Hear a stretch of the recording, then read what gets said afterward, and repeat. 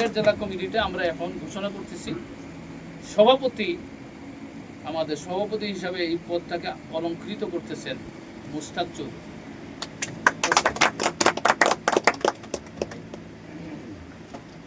আমাদের সিনিয়র সহ সভাপতি হিসাবে আসতেছেন দবিরুজ্জামান দীপু।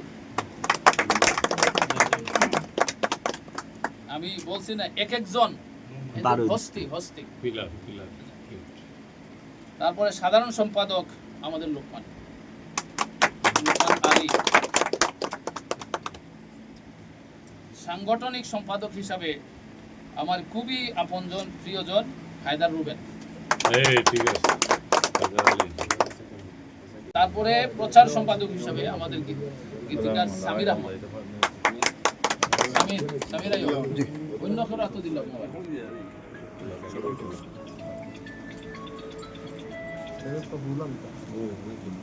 অর্থ সম্পাদক হিসাবে জুয়েল চৌধুরী।